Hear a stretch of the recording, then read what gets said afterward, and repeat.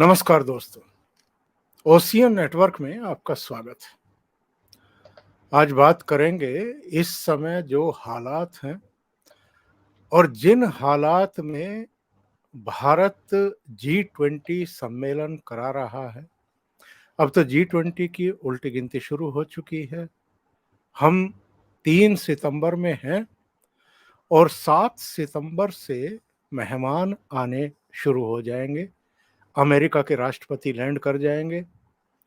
अभी कुछ और ऐसी उपलब्धियां भारत के नाम हुई हैं जो अतीत में किसी के नाम नहीं रही।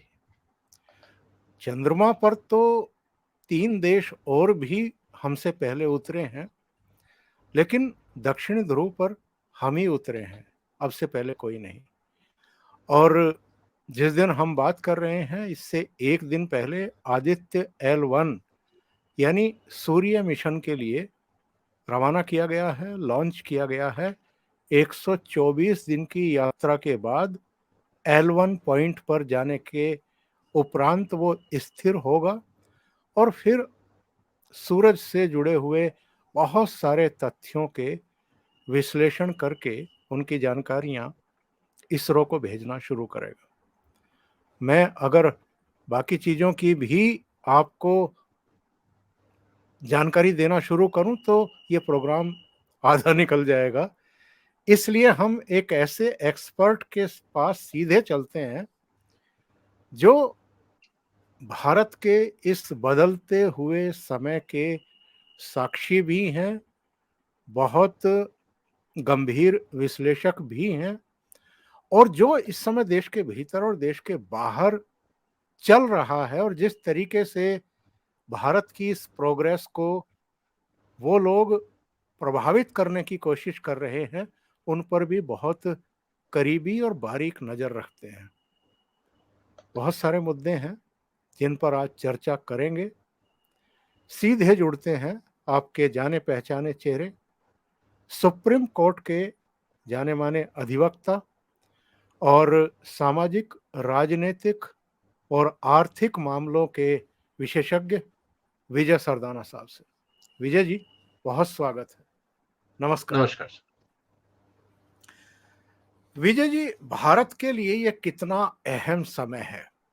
एक साथ इतनी उपलब्धियों के बीच घरेलू और जो वैश्विक चुनौतियां हैं, इनके बावजूद हम कैसे यहां से, यानी जहां खड़े हैं, जो अहम गोल है, टारगेट है, उसकी तरफ अब और कितना तेजी से कैसे बढ़ सकते हैं। प्रधानमंत्री ने तो 2047 का एक टारगेट दिया है और वो बहुत कुछ करते हुए दिखाई भी दे रहे हैं, तो थोड़ा सा इस पर रोशनी डालिए। ओंकार जी, सबसे पहले आपको और सभी दर्शकों को मेरा प्रणाम। जी, बहुत स्वागत है सर, इसको आज की जो स्थिति है और जो आपने कहा कि इतना बहुत कुछ पैरेलल, बहुत सारे पॉजिटिव डेवलपमेंट हो रहे हैं, इसको समझने के लिए हमें भारत के इतिहास पे भी एक नजर डालनी जरूरी है। जी जी। ये देश जिसने दुनिया को गीता दी, ये देश जिसमें रामायण और महाभारत का सृजन हुआ, ये देश जिसमें वेदों का सृजन हुआ, ये देश जिसने दुनिया को जीरो दिया, ये देश जिसने दुनिया को गिनती सिखाई, ये देश जिसने दुनिया को अर्थशास्त्र दिया, ना जाने क्या क्या दिया। और वो कब दिया? आज से 5000 साल पहले। तो जो आज हो रहा है इस देश में, अगर देखा जाए तो ये तो 1000-2000 साल पहले हो जाना चाहिए था। अगर हम उस रफ्तार को देखें, उस समय को देखें सर, जब हमारी गणनाएं, हमारे पास ये मॉडर्न टूल नहीं थे जो आज हैं, उस समय भी हमारे यहाँ पे गणनाएं सटीक होती थी। हमारा पंचांग आज का तो नहीं है ना सर। महाभारत के समय भी पंचांग होते थे, रामायण के समय भी पंचांग होते थे। वो पंचांग का कैलकुलेशन कैसे होता था? वो भी तो स्पेस था ना सर, खगोलीय विद्या थी। जब हम उस समय धरती पे बैठ के चांद तारों का आकलन करके और सटीक पंचांग बना लेते थे, तो आप सोचिए सर, साइंस कहाँ थी? हमें तो शायद सैटेलाइट की जो कहा जाता है कि जरूरत तो अब पड़ रही है, वहां तो लोग बैठ के धरती पे बैठ के गणनाएं करते थे और वो सटीक निकलती थी। तो आज अगर उनको सैटेलाइट डिजाइन करने को कहा जाता और उनको बताया जाता कि आगे और क्या स्टडी करनी है, तो मुझे लगता है कि हम तो बहुत बड़ा चमत्कार कर रहे होते और दुनिया उससे लाभान्वित हो रही होती। तो मुझे इस देश की क्षमता पे और इस देश की काबिलियत पे, इस देश के टैलेंट पे अगर किसी को शक कभी भी हुआ है तो उसकी अपनी अज्ञानता के कारण ही हुआ होगा, इस देश की क्षमता के कारण नहीं हो सकता। और अज्ञानी लोग अगर ये बोले कि नहीं हमने सब कुछ वेस्ट से लिया है, तो यार ये बता दो कि जब हिंदुस्तान में शास्त्रास्त्र होते थे, जब चोला टेम्पल्स बने थे, जब हिंदुस्तान में एक से एक बड़े काम हो रहे थे, उस समय ये लोग थे कहां? ये सब आदिवासी जंगलों में घुमा करते थे। तो ये कहना कि हम वेस्ट से ज्ञान लाए हैं, सर ये तो अपने आप में विचित्र है। ये सिर्फ वो है कि जिसकी जितनी सोच वो उसी को जस्टिफाई करेगा। जिसको 500 साल से पहले का पता नहीं, तो उसको तो लगता है दुनिया 500 साल पहले ही शुरू हुई। जिसके पास 1000 साल का ज्ञान है, पिछले 1000 साल का, तो वो कहेगा भारत तो पिछले 1000 साल पहले ही शुरू हुआ, उससे पहले तो कुछ था ही नहीं। तो ये एक आपकी अपनी काबिलियत और क्षमता पे डिपेंड करता है कि आप भारत की ग्रोथ को कैसे देखते हैं। और जो लोग आज भारत की ग्रोथ को देख के परेशान होंगे, तो अगर वो भारत का इतिहास पढ़ेंगे तो वो पागल हो जाएंगे। क्योंकि 5000 साल पहले के जो आंकड़े मिलेंगे, अगर उसको वो ईमानदारी से निष्पक्ष होके, जबरदस्ती उसमें बायसनेस ना करें, अपने आप को इंटेलिजेंट प्रूव करने की कोशिश ना करें, तथ्यों के आधार पे जाएं, तो ऐसे लोगों को तो बहुत जल्दी पागल डिक्लेयर करना पड़ेगा। उनको समझ ही नहीं आएगा हुआ कैसे था इस देश में। तो जो आज भारत में हो रहा है, जिस सवाल को आपने उठाया, अब मैं उस पर आता हूं। सर इस देश को कौन रोक सकता है? इस देश को आप नहीं रोक सकते, इस देश की क्षमताओं को आप नहीं रोक सकते, क्योंकि इंस्पिरेशन तो सब तरफ भरा हुआ है। आप रामायण उठा लीजिए, गीता उठा लीजिए, महाभारत उठा लीजिए, पुराण उठा लीजिए, वेद उठा लीजिए, हर जगह तो एक से एक साइंटिफिक तथ्यों के आधार पे, आपको लॉजिक के आधार पे चीजें बताई गई हैं। अब वो हमें विचित्र लगती हैं, लेकिन जब हम उसकी वैज्ञानिक खोज करने जाते हैं तो वो चीजें सही पाई जा रही। तो कहने का मतलब ये है सर कि ये तो बहुत पहले हो जाना चाहिए था। और जो आज भारत में हो रहा है, हम ये कह सकते हैं कि हमें टाइम लगा, क्योंकि करीब 800 साल की गुलामी ने इस देश को बर्बाद किया। लोग लूट के ले गए, हमारी लाइब्रेरियां जला दी, नालंदा जैसी लाइब्रेरियां जला दी, तक्षशिला जैसी हमारी यूनिवर्सिटीज को बर्बाद कर दिया। इस देश ने हर उस चीज को बर्बाद किया जो जिसके लिए भारत, मतलब कि इस देश के आक्रांताओं ने उस हर चीज को बर्बाद किया जिसके लिए देश जाना जाता था। चाहे यहाँ का आर्ट एंड कल्चर था, चाहे यहाँ का क्राफ्ट था, चाहे यहाँ के हैंडीक्राफ्ट थे, चाहे यहाँ की संस्कृति थी, चाहे हमारी वास्तुशिल्प कला थी, हर उस चीज को आक्रांताओं ने बर्बाद करने की कोशिश की जिसके लिए ये देश जाना जाता था। लेकिन फिर बात वही है कि कुछ बात है ऐसी कि हस्ती मिटती नहीं हमारी, तो हम फिर खड़े होते हैं। तो अब जो भारत आप देख रहे हैं, ये दोबारा वही भारत है जो था और हमेशा रहेगा। दोबारा भारत अपने पैरों पे खड़ा हो रहा है, तो इसमें कोई विचित्र बात नहीं। और विजय जी, बहुप्रतीक्षित G20 समिट अब बस अगले हफ्ते होने वाला है। 2/3 आबादी और इतनी ही जीडीपी का प्रतिनिधित्व करने वाले देशों के प्रमुख नई दिल्ली में होंगे। तो मैं ये जानना चाहता हूं, दर्शक भी जानना चाहते होंगे कि इस अवसर का भारत किस तरीके से अधिक उपयोग कर सकता है, अपनी अर्थव्यवस्था को भी आगे ले जाने के लिए, वैश्विक मंचों पर अपनी भूमिका निभाने के लिए, मजबूत भूमिका निभाने के लिए। और नो डाउट यूएनएससी में अब तो हम और पुख्ता दावेदारी कर सकते हैं, क्योंकि हम विश्व की सर्वाधिक आबादी वाले देश भी बन चुके हैं। सर, तीनों महत्वपूर्ण मुद्दे उठाए हैं आपने। पहला, G20 और भारत की आर्थिक स्थिति और भारत का प्रतिनिधित्व। सर, आज दुनिया का सबसे बड़ा बाजार हम हैं, 140 करोड़ से ज्यादा की आबादी है। दुनिया का सबसे बड़ा बाजार हम हैं, दुनिया की तीसरी अर्थव्यवस्था हम बन गए हैं, पांचवी। तीसरी बनने में देर नहीं है, अपने आप अगले 2-3 साल में आप देखेंगे वो ग्रोथ भी आपको दिखेगा। तो और भारत में जब G20 की मीटिंग हो रही है, इस बात को तो हमें भारत के प्रधानमंत्री को साधुवाद देना ही पड़ेगा कि किस तरह से उन्होंने दिल्ली को चमकाया है, और उनको ये पता है कि जब भारत में विदेशी मेहमान आएंगे तो उनको भारत का क्या रूप दिखाना है। He is very serious on this. इसीलिए आप देख लीजिए जिस तरह से दिल्ली में जो सुधार हुआ है, वास्तव में नई दिल्ली की अब मैं बात करूं तो दिल्ली अब नई लगने लगी है। चाहे आप एयरपोर्ट से आए, मैं भी आ रहा हूं, रास्ते भर आपको मतलब लगता ही नहीं है कि ये वही दिल्ली है। सफाई हो रखी है, हर जगह काम चल रहा है, रात को लोग पेंटिंग कर रहे हैं सर। मतलब आप समझिए कि कितना प्रेशर है एडमिनिस्ट्रेशन पे। वो सरकारी डिपार्टमेंट्स, वो कॉन्ट्रैक्टर्स जिनको ये कहा जाता था यार ये किसी काम के नहीं है, कोई काम पूरा नहीं करेंगे, मैं भी आ रहा हूँ, रात को लोग लगे हुए पेंटिंग करने में, फुटपाथ खोदने में, वहां पे अलाइनमेंट ठीक करने में। इसका मतलब सबके ऊपर डंडा है, सबके ऊपर टाइमलाइन है कि ये कब क्या काम खत्म होना चाहिए।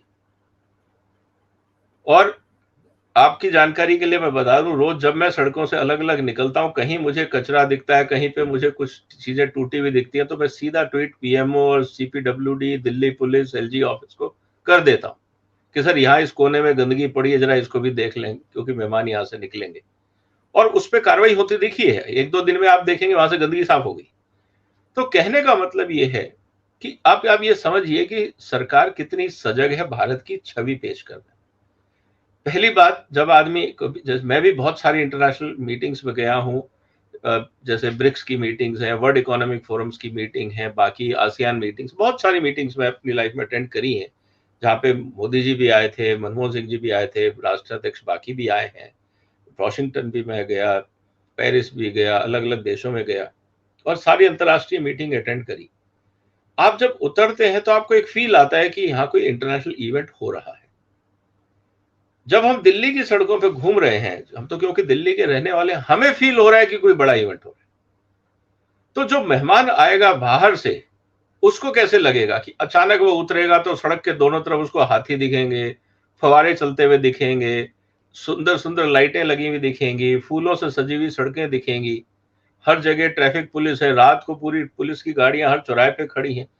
कहने का मतलब क्या है सर कि दिल्ली के एक पॉजिटिव रूप, भारत का एक सकारात्मक छवि विदेशी मेहमानों के पास कैसे जाए, मुझे लगता है इसकी तैयारी एक एक पॉइंट बाय पॉइंट काम मोदी साहब की टीम ने किया होगा। अब रही बात प्रगति मैदान की, क्योंकि सुप्रीम कोर्ट जाना होता है तो सामने ही प्रगति मैदान है। खुद देख के ताजुब होता है कि ये सड़कें जहां पे इतनी गंदगी रहती थी, कोई साफ नहीं करता था, फुटपाथ टूटे हुए थे, आज जगमगा रहे हैं, वहां फवारे हैं, मल्टी कलर्ड फवारे हैं, फूल लगे हुए हैं। मतलब आपको लगता ही नहीं कि वही सड़कें हैं जहां पे टूटी हुई सड़कों को हम कूद कूद के पार किया करते थे। आज वो वर्चुअली ऐसा लगता है कि आप वहां वॉकिंग ट्रैक बना दिया है, इतना सुंदर। तो कहने का मतलब है कि सर हर छोटी बड़ी चीज का ध्यान है। और जिस तरह से भारत मंडप बनाया है, जब विदेशी मेहमान उसके अंदर बैठ के मीटिंग करेंगे तो उनको भारत की भव्यता दिखेगी, भारत का आर्ट एंड कल्चर दिखेगा, और बहुत कुछ होगा। क्योंकि अभी पब्लिक के लिए ओपन नहीं है तो हम ज्यादा कमेंट नहीं कर पाएंगे क्योंकि विजिट नहीं किया है। लेकिन जिस तरह से विदेशी मेहमानों का स्वागत होना चाहिए और जिस ग्रैंडियर से, जिस भव्यता से, मुझे लगता है मोदी साहब इसके बारे में काफी वाकिफ है और वो करना भी जानते हैं। एक अच्छा मेहमान नवाजी कैसे की जाती है एक होस्ट के द्वारा, एक मेजबान के द्वारा, मेरे ख्याल से मोदी साहब उसकी पूरी तरह से जानकारी रखते हैं और हर मेहमान को एक भारत की पॉजिटिव छवि मिले, इसका पूरा ध्यान रखा जाएगा। हाँ, अब ये हम लोगों के ऊपर है, हम भारतीयों के ऊपर है कि जब विदेशी मेहमान इस देश में आए तो हम कुछ ऐसा उल्टा सीधा ना करें just to score a political point और to show our nuisance value. चाहे वो पॉलिटिकल प्रोटेस्ट की आप बात करो या कुछ भी तमाशे की बात करो, अल्टीमेटली वो न्यूसेंस वैल्यू है, क्योंकि जब आपके देश में मेहमान हो, उसी समय आपको अगर तमाशा करना और नाटकबाजी करनी हो, तो ये फिर देश के साथ गद्दारी है। ये आपको ये नहीं कह सकते कि हमारा राइट ऑफ प्रोटेस्ट है। आपके पास 365 दिन और भी थे, आपको वही 2 दिन मिले तमाशा करने के लिए। तो ये बात हमें समझनी होगी। अगर हम अपने पे संयम रखें, अपने दिमाग का मतलब कि जरूरत से ज्यादा ऐसा हरकत ना करें जिससे देश की छवि खराब हो, तो मुझे लगता है जो तैयारी हुई है वो इस देश की पॉजिटिव छवि लेके जाएगी। जिस तरह से मेरे ऑफिस के साइड में 2-3 5 स्टार होटल्स हैं, किस तरह से वहां काम चल रहा है, किस तरह से वहां सिक्योरिटी है, किस तरह से बाकी वहां पे अरेंजमेंट्स हो रहे हैं, देख के लगता है कि हर छोटी बड़ी चीज का ध्यान रखा गया है और ये एक पॉजिटिव मैसेज जाएगा। और जब लोग यहाँ के देखेंगे भारत का मैनेजमेंट सिस्टम, इंफ्रास्ट्रक्चर, बाकी चीजें, तो जो लोग अभी तक सोच रहे थे कि शायद चाइना इन्वेस्ट करें, कहीं और इन्वेस्ट करें, डेफिनेटली उनको एक बार अपनी ड्राइंग बुक पे वापस जाके भारत को ऐड करना पड़ेगा कि यार let us explore India as well. तो ये एक पॉजिटिव तो रहेगा सर। और विजय जी, ये जो चीन के राष्ट्रपति के पेट में मरोड़ उठनी शुरू हुई है, इसकी क्या वजह मानते हैं आप? सर देखिए, जैसा मैंने कहा कि हर इंटरनेशनल लेवल पे हर आदमी अपना प्रोटेस्ट करने का और अपने बात को रखने का एक तरीका होता है। वो भी अपना खेल खेल रहे हैं, उसमें उनका हक है। अब हम ये कैसे उम्मीद करें कि हर आदमी भारत के हित की बात करेगा? कुछ लोग ऐसे भी होंगे जो चाहेंगे कि भारत के नेगेटिव मतलब कि असर जाए, जो भी डेवलपमेंट हो रहा है। जैसे कहते हैं ना कि जब सब कुछ ठीक हो रहा हो तो एक आदमी आके तो गंद मचा ही सकता है, क्योंकि उसको अपनी प्रेजेंस दिखानी है।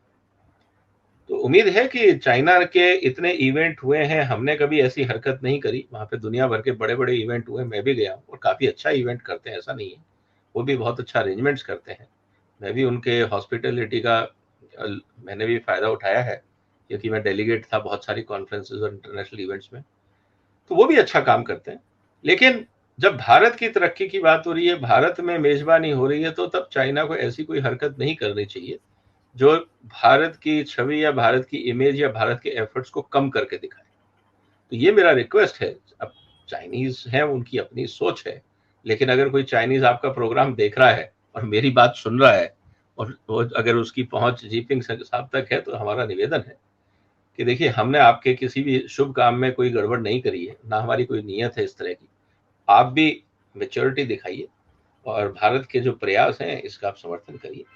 और अल्टीमेटली जब हम बात कर रहे हैं वसुधैव कुटुंबकम की, तो उसमें आप भी शामिल हैं। और विजय जी, ये तो भारत का कोई निजी काम नहीं है, G20 सम्मेलन है। चीन के अलावा भी 19 देश इसके अस्थायी सदस्य हैं और 9 विशेष आमंत्रित हैं। और इसके अलावा जो अंतर्राष्ट्रीय मंच हैं, कई संगठनों को विशेष आमंत्रित के तौर पर यहाँ आमंत्रित किया गया है।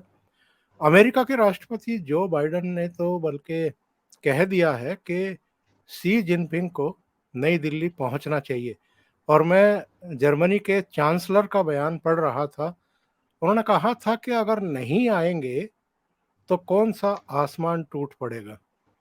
ना आए, ये उनकी जिम्मेदारी है कि वो इस तरह के सम्मेलन में वैसे ही हिस्सेदार हों जैसे अन्य 18-19 देश जो हैं उनके राष्ट्र प्रमुख शामिल हो रहे हैं, पुतिन साहब को छोड़ करके।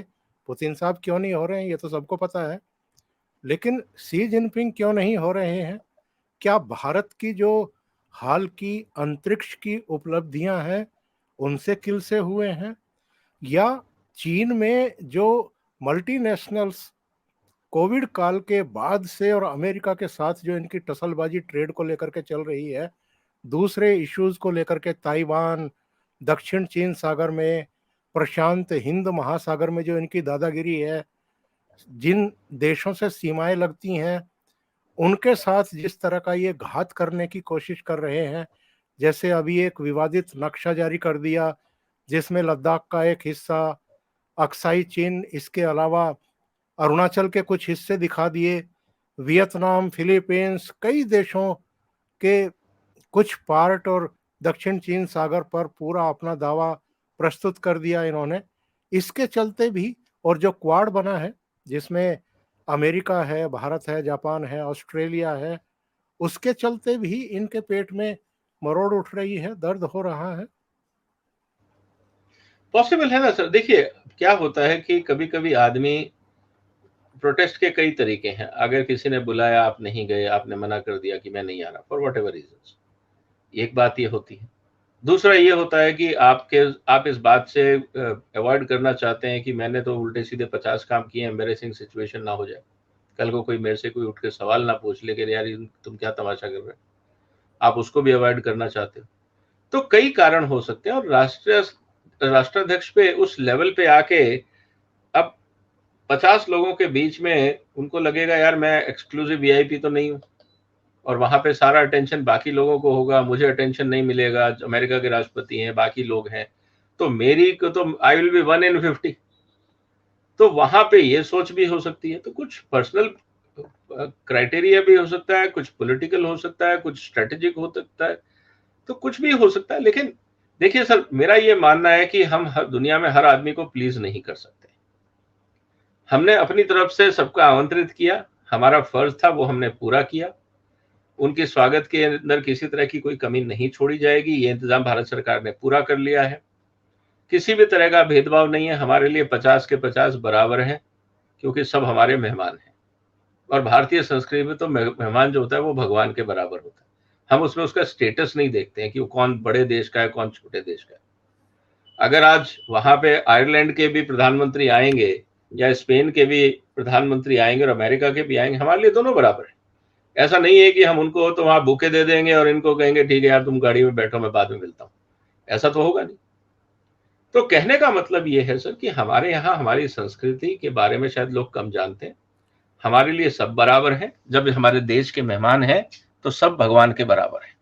हम अपने अतिथि देवो भव की भावना से हम सबका स्वागत करेंगे।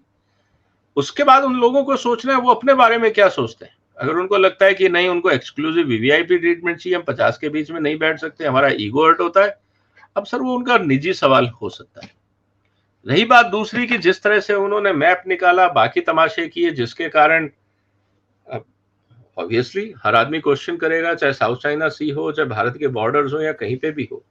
जब आप दूसरों के क्षेत्र में अतिक्रमण करेंगे तो हर आदमी का ऐतराज है।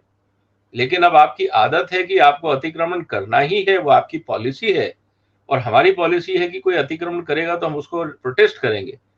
तो आप अपना काम कर रहे हैं, हम अपना कर रहे हैं, तो इसमें परेशान क्यों होते हैं? तो मुझे लगता है मेच्योरिटी इस बात में है कि आना चाहिए। अब सस्पेंस क्रिएटेड है, तो देखते हैं क्या होता है। और विजय जी, कुछ अंतर्राष्ट्रीय ताकतें हैं जिनकी इधर शिनाख्त भी हो चुकी है।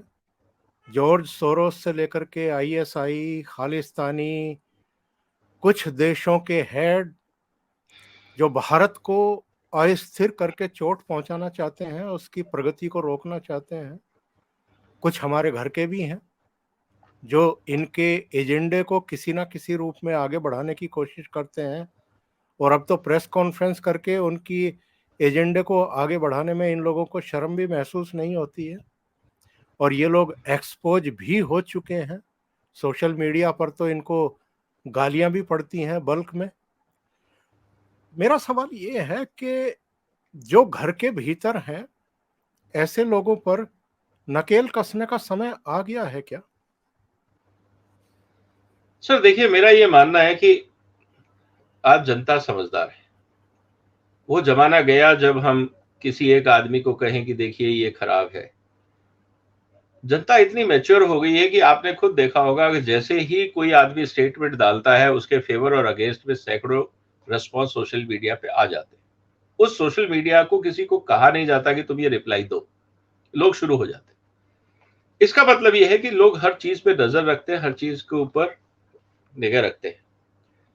अब सवाल ये है कि कुछ लोग देश के खिलाफ जाते हैं। सर जयचंद तो हमेशा रहे। आज भी आप किसी भी डिपार्टमेंट, इवन हिंदुस्तान की सीक्रेट एजेंसी, जो सिक्योरिटी एजेंसीज है, इंटेलिजेंस एजेंसीज है, उनको भी क्या डर लगा रहता है कि हम में से कोई भेदी तो नहीं है। जबकि वो हायर करते हैं, उनको तनख्वाह देते हैं, सब कुछ करते हैं देश की सुरक्षा के लिए। लेकिन उनमें भी गद्दार है जो तनख्वाह लेते हैं, नौकरी करते हैं, डेजिग्नेशन लेते हैं, सब कुछ लेते हैं, और बैठ के दुश्मन के लिए काम करते हैं। तो कहने का मतलब है सर, ये तो एक ह्यूमन सिस्टम है। चाणक्य से लेकर आज तक, अब लाक्षागृह क्या था सर? महाभारत में लाक्षागृह क्या था? तो हर तरह के, और पाखंडी रामायण में रावण ने जब साधु का रूप रखा तो वो क्या था? तो ऐसा नहीं है कि ऐसे लोग मिलेंगे नहीं, लाक्षागृह बनाने वाले भी लोग मिलेंगे जिसमें वो चाहेंगे कि लोग जल जाए। आपको रावण मतलब साधु के भेष में रावण भी मिलेंगे, जयचंद भी मिलेंगे, हर तरह के गद्दार हर समय में मिलेंगे, क्योंकि हर समय हर आदमी उस स्टेट ऑफ माइंड में नहीं होता है कि हाँ मैं पॉजिटिव सोच रहा हूं और मेरा देश अच्छा कर रहा है, मेरे को खुशी हो रही है। ऐसी मानसिकता हमेशा समाज में रहती है कि जब आपका देश तरक्की कर रहा है, समाज तरक्की कर रहा है, आप तरक्की कर रहे हैं, वो कुंठा पे ग्रसित है। उनको इसी बात का फ्रस्ट्रेशन है कि इसको प्रोग्रेस को रोका जाए। जैसे शेयर मार्केट में भी हम कहते हैं कि कुछ बुल्स होते हैं, कुछ बियर्स होते हैं। कुछ होते हैं जो चाहते हैं शेयर मार्केट आगे बढ़े, कुछ ऐसे होते हैं जो चाहते हैं शेयर मार्केट क्रैश हो तो मेरा फायदा हो। तो ये ह्यूमन टेंडेंसी है सर। मुझे लगता है कि ऐसी ताकतों के चक्कर में अगर हम टाइम वेस्ट करेंगे तो हम कुछ नहीं कर पाएंगे। हमें अपना काम करना है। हमने चंद्रयान छोड़ा, सेकंड के समय जब फेल हुआ तो बहुतों ने तमाशे उठाए, थर्ड में हमने उनसे बेहतर करके दिखा दिया, अनुमान से ज्यादा अच्छा हो गया। आदित्य का लॉन्च हो गया, सक्सेसफुल हुआ फर्स्ट अटेम्प्ट में। आने वाले दिनों में देखेंगे और कुछ जानकारियां आएंगी, और लॉन्चेस बाकी हैं। कहने का मतलब ये है कि सर हमें तो पॉजिटिव काम करके आगे बढ़ते जाना है। अब कौन क्या बोलता है, किसको परवाह है सर?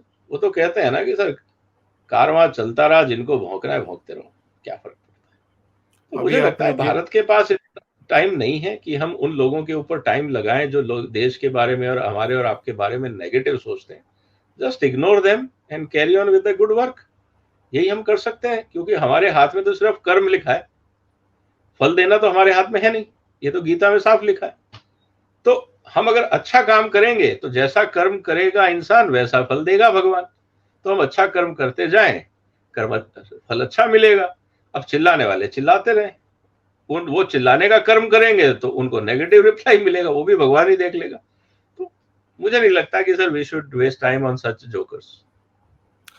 आपने दो चीज़ों का जिक्र किया है विजय जी, चंद्रयान 3 का सॉफ्ट लैंडिंग, और अब तो वहाँ से बहुत सारी सूचनाएं मिल रही हैं, ऐसी ऐसी खोज कर रहा है हमारा प्रज्ञान रोवर के।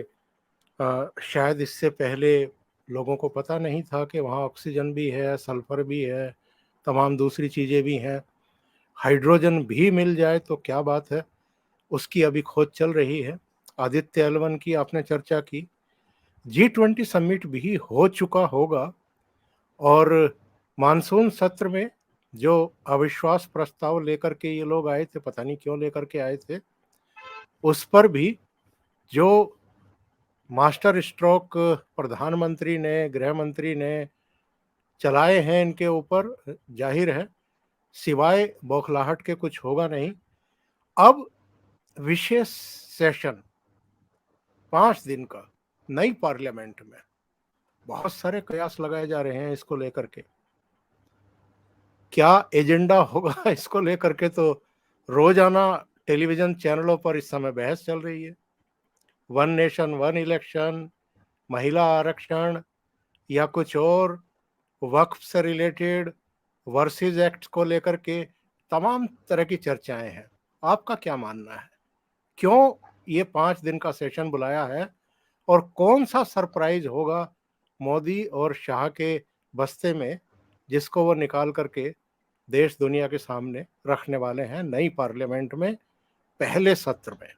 सर देखिए, मुझे लगता है ये अचानक 5 दिन का सम्मेलन बुलाने के दो कारण हो सकते हैं।